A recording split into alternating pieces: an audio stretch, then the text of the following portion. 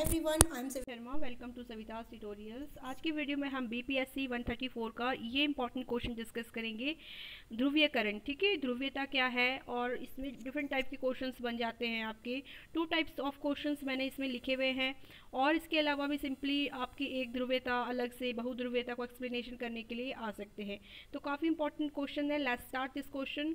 काफ़ी ईजी अब करूँगी, बहुत ईजी अब, जिससे कि आपको पूरा कंप्लीट टॉपिक इस ध्रुवीयता को लेकर समझ आए, अंडरस्टैंड हो, जिससे कि आपको पॉल साइंस में इंटरेस्ट बने रहे और आप अच्छा परफॉर्म करो एग्जाम में, अच्छे मार्क्स लो। तो स्टार्ट करते हैं वीडियो को। बट वीडियो स्टार्ट करने से पहले रिक्वेस्ट है कि वीडियो को, जितना भी वीडियो होगा, प्लीज़ लेक्चर वीडियो है उसको कंप्लीट देखें, जिससे कि आपको भी फ़ायदा हो, लेक्चर समझ में आए आपको पूरा, और हमें भी, हमारा वीडियो भी बूस्ट होता है, सभी स्टूडेंट्स तक पहुँचता है। तो वीडियो को प्लीज़ पूरा कंप्लीट देखिएगा और सब्सक्राइब नहीं किया चैनल को तो सब्सक्राइब ज़रूर करना। तो स्टार्ट करते हैं। देखिए, अंतर्राष्ट्रीय व्यवस्था में ध्रुवीयता की अवधारणा की चर्चा कीजिए। ध्रुवीयता, ठीक है, इसको एक्सप्लेन करेंगे कि ध्रुवीयता पहले होता क्या है और उसके बाद इसमें हम अंतर्राष्ट्रीय इसमें अवधारणा में इसकी पूरी क्या स्थिति है उसको समझेंगे। ठीक है, अंतर्राष्ट्रीय व्यवस्था में ध्रुवीयता में एक ध्रुवीयता, द्विध्रुवीयता और बहुध्रुवीयता से आप क्या समझते हैं, इस तरह से भी क्वेश्चन आ सकता है, या फिर सिंपली आपसे एक ध्रुवीयता को एक्सप्लेनेशन टिप्पणी कीजिए, समझाइए, इस तरह से भी आपसे पूछा जा सकता है। तो इसके बहुत सारे टाइप्स बन जाते हैं। तो इस तरह से आप इस क्वेश्चन को अंडरस्टैंड करेंगे। अब देखते हैं कि इसका आंसर कैसे बनता है। अब ध्रुवीयता का अर्थ समझते हैं कि ध्रुवीयता होता क्या है। ध्रुवीयता का सिंपली अर्थ है शक्ति का ध्रुवीयकरण। शक्ति का ध्रुवीयकरण, इसका मतलब है कि शक्ति का केंद्रीयकरण।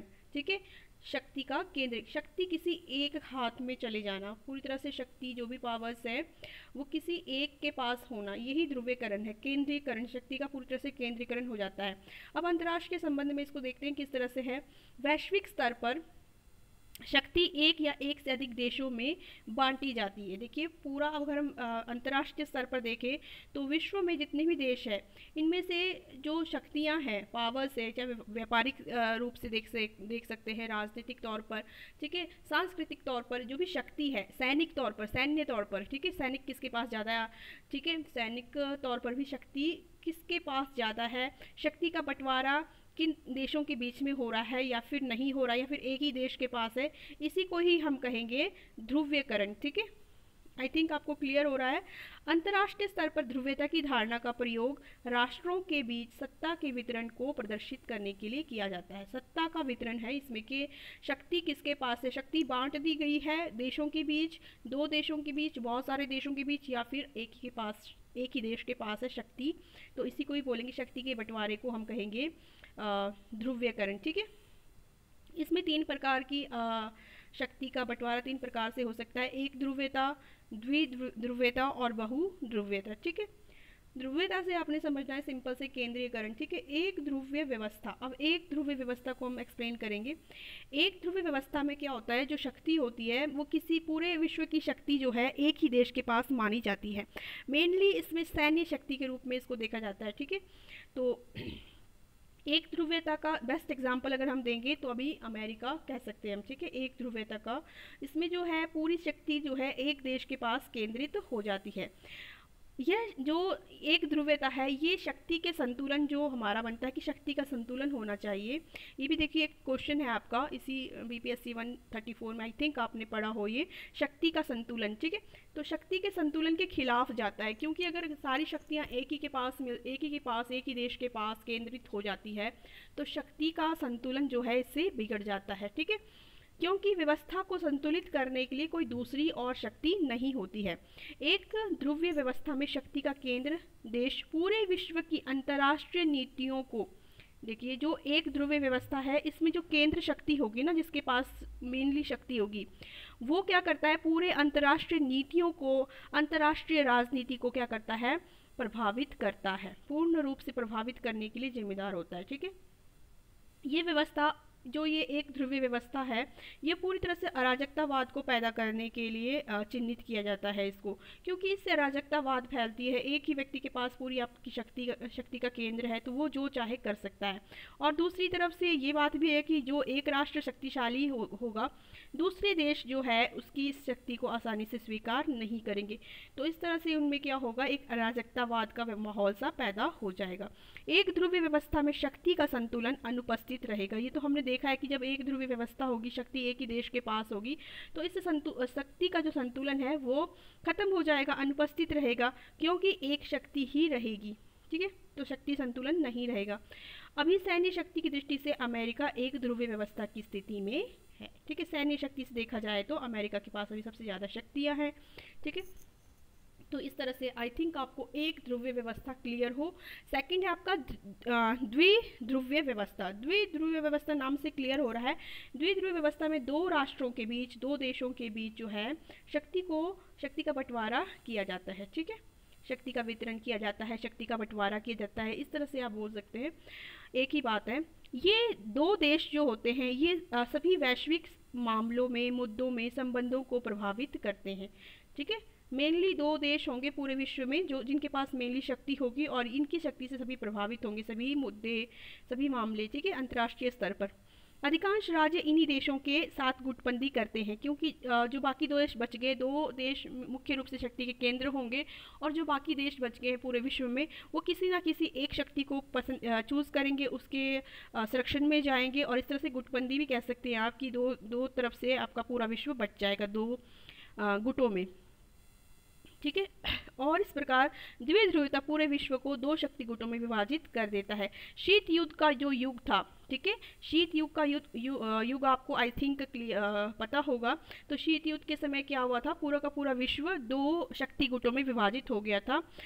एक तरफ था आपका यूएसएसआर, जो कि आपका सोवियत संघ कहते हैं आप, और दूसरी तरफ था आपका यूएसए। तो बाकी जो बचे हुए देश थे वो या तो यूएसए के पक्ष में चले गए थे या फिर यूएसएसआर के संरक्षण में चले गए थे। इस तरह से पूरा विश्व दो गुटों में बट चुका था। शीत युद्ध युग अगर आपको क्लियर नहीं है, आप मेरा चैनल पे जाके इस वीडियो को देख सकते हैं, काफ़ी इजी अब किया है मैंने इस क्वेश्चन को।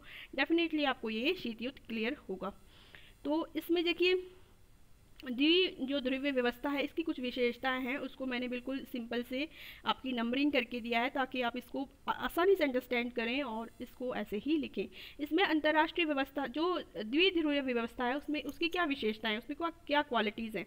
तो इसमें जो अंतर्राष्ट्रीय व्यवस्था है में सभी देश किसी एक शक्ति गुट को समर्थन देता है। ठीक है, और यह व्यवस्था प्रतिस्पर्धा को दर्शाता है। इसमें प्रतिस्पर्धा देखी जा सकती है क्योंकि जो दो शक्ति गुट है वो आपस में हमेशा प्रतिस्पर्धा करते रहते हैं इन टर्म्स ऑफ सैनिक अपनी विकास के लिए, ठीक है, या फिर राजनीतिक विकास, आर्थिक व्यापारिक विकास के लिए एक दूसरे से स्पर्धा करते रहते हैं। दोनों शक्ति देश सभी मामले जैसे कि आर्थिक, व्यापारिक, सैन्य, राजनीतिक मुद्दों में विरोधी देश को पीछे करने की प्रतिस्पर्धा करते रहते हैं। यह एक शून्य युग गेम की तरह है जिसमें जो है एक देश अगर आगे निकल जाता है तो दूसरा देश क्या माना जाता है कि हार गया है। इस तरह से एक की जीत दूसरे की हार मानी जाती है। अब देखिए बहुध्रुवीय व्यवस्था। बहुध्रुवीय व्यवस्था में अंतर्राष्ट्रीय दृष्टि से कई देशों के अस्तित्व को दर्शाता है। अंतर्राष्ट्रीय दृष्टि से जो बहुत सारे देश होंगे वो शक्तिशाली होंगे, शक्ति के केंद्र होंगे। कई शक्तिशाली देशों को शक्ति ध्रुवों के रूप में इंगित किया जाता है, दर्शाया जाता है।